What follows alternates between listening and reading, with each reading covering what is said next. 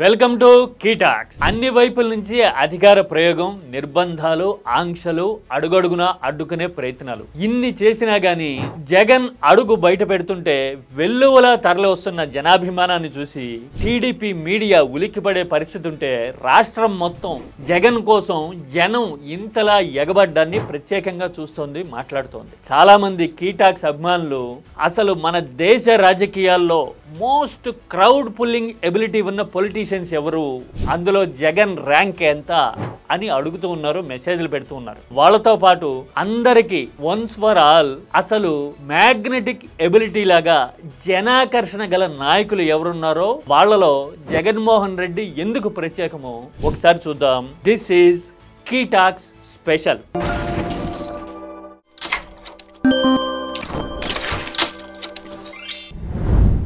ప్రాంతీయ పార్టీలు ఎప్పుడైనా నాయకుడి ఆకర్షణ మీద, పొలిటికల్ కెపాసిటీ మీద, జనాన్ని కదిలించగలిగే సామర్థ్యం మీద ఆధారపడి నడుస్తాయి. ఉత్తరాదైనా దక్షిణాదైనా ఏ పార్టీకైనా సరే ఇది వర్తించే ఫార్ములా. ఈ దేశంలో గత 60-70 ఏళ్ల రాజకీయంలో జాతీయ పార్టీలు మినహాయించి కాసేపు పక్కనుంచితే రీజనల్ పార్టీలుగా పుట్టి జన ప్రభంజనాన్ని సృష్టించిన వాళ్ళు కొంతమంది ఉన్నారు.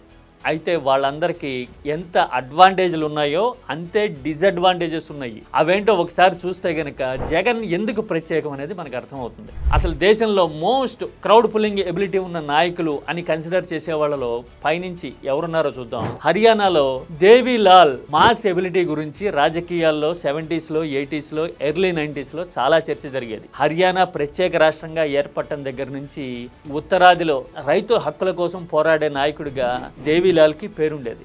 అలాంటి దేవీలాల్ 87లో హర్యానా ఎన్నికల్లో స్వీప్ చేశారు. Out of 90, 85 seats Devi Lal alliance గెలిచింది. ఈ మధ్య 94 స్ట్రైక్ రేట్ అని మాట్లాడుతున్న వాళ్ళకి ఇలాంటివి బహుశా తెలిసి ఉండకపోవచ్చు. అది నెవర్ బిఫోర్ అనుకుంటున్నారు వాళ్ళు. కానీ 85 సీట్స్ అప్పట్లో దేవీలాల్ గెలిపించారు అలయన్స్.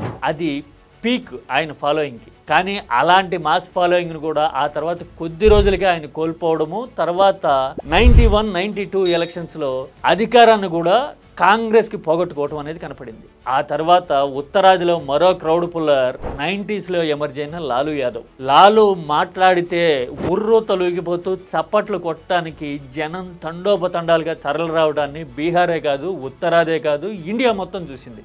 విట్టిగా మాట్లాడటము, మాసీగా ఉండటము, అలాగే జనం నాడి పట్టుకోవడంలో లాలూకి ప్రత్యేకమైన స్టైల్ ఉండేది. ఆ తర్వాత వచ్చిన వరుస ఆరోపణలు, బీజేపీ బలంగా తలెత్తడం లాంటి పరిణామాలన్నీ లాలూ ప్రభావాన్ని గణనీయంగా తగ్గించేసి. ఇక సౌత్లోకి వస్తే 70s లో మోస్ట్ పాపులర్ అండ్ ఎనిగ్మాటిక్ లీడర్గా ఎంజీఆర్కి పేరుండేది. అప్పటికే తిరుగులేని సినిమా స్టార్ అయిన ఎంజీఆర్ అంతకుముందు తనకి డిఎంకేతోనూ కరుణానిధితోనూ ఉన్న సంబంధాలు తెగొట్టుకుని 72 ప్రాంతంలో అన్నా డిఎంకేని స్టార్ట్ చేశారు. ఎన్టీఆర్ ఏపీలో పార్టీ పెట్టాలి అనే ఆలోచనకి రావడానికి ఎంజీఆర్ ఫాలోయింగ్, పాపులారిటీకి వస్తున్న రెస్పాన్సే కారణం. అన్డిస్ప్యూటెడ్గా ఇదే వాస్తవం. ఇక ఏపీ చరిత్రలో చూస్తే ఎన్టీఆర్కి మాస్ ఫాలోయింగ్ ఉండేది, ప్రభంజనంలా జనం వచ్చేవారు అని చదువుతూ ఉంటాం కదా. నిజానికి దానికి కూడా కొన్ని లిమిటేషన్స్ ఉన్నాయి అనే విషయం చరిత్ర తెలిసిన వాళ్ళకి అర్థమవుతుంది. ఎన్టీఆర్ పార్టీ అనౌన్స్ చేసినప్పుడు, జిల్లా సభలు పెడుతూ జనంలో తిరుగుతున్నప్పుడు రెస్పాన్స్ అంతంత మాత్రంగా ఉంది అని 1982లో బొబ్బిలిపులి సినిమా రిలీజ్ అయ్యి హిట్ అయిన తర్వాతే ఆయన ఫాలోయింగ్ అనేది నెక్స్ట్ లెవెల్కి పెరిగింది అని స్వయంగా ఆయన అల్లుడు దగ్గుబాటే రాశారు. ఆయన ప్రత్యక్ష సాక్షి కూడా. అంటే ఇప్పుడు చెప్పిన ఈ 4-5 రీజనల్ మాస్ లీడర్లందరికీ అయితే సినిమా గ్లామర్ ఉంది, లేదంటే గనక అంతకుముందు బలమైన రాజకీయ నేపథ్యము, సుదీర్ఘకాలం రాజకీయాల్లో ఉన్న అనుభవం ఉంది. కానీ జగన్ విషయంలో మాత్రం ఇలాంటి ట్రెడిషనల్ పారామీటర్లు, బ్యారియర్లు ఏం వర్తించలా. జగన్ ఏమి సినిమా నాయకుడు కాదు, దీర్ఘకాలం రాజకీయాల్లో ఉన్నవాడు అంతకంటే కాదు. దేవీలాల్ నుంచి మన ఎన్టీఆర్ వరకు పొత్తులు లేకుండా, మిగతా పార్టీలు సయోధ్య లేకుండా ఎప్పుడు ఎన్నికల బరిలో దిగిన సందర్భం లేనేలేదు. ఆఖరికి సంజయ్ విచారం వైఎస్ఆర్ మంచి లాంటి చిన్న చితకా పార్టీలతో అయినా సరే పొత్తు పెట్టుకునే ఎన్టీఆర్ ఎప్పుడు వెళ్ళేవాళ్ళు, అవును కదా. కానీ జగన్ మాత్రం సినిమా యాక్టర్ కాకపోయినా, ఎవరి పొత్తు లేకపోయినా, పైగా ఢిల్లీ నుంచి రాష్ట్రం వరకు అందరూ ఏకమై ఆరోపణలు చేసి, ఎలిగేషన్స్ చేసి, కేసులు, విచారణలు, దర్యాప్తులు అన్నీ జరుగుతూ ఉన్న తర్వాత పార్టీ పెట్టారు. అంటే అన్ని లిమిటేషన్స్, ఫిల్టరేషన్స్ అయిపోయిన తర్వాత వస్తున్న ఫాలోయింగ్, పాపులారిటీ ఇది. పైగా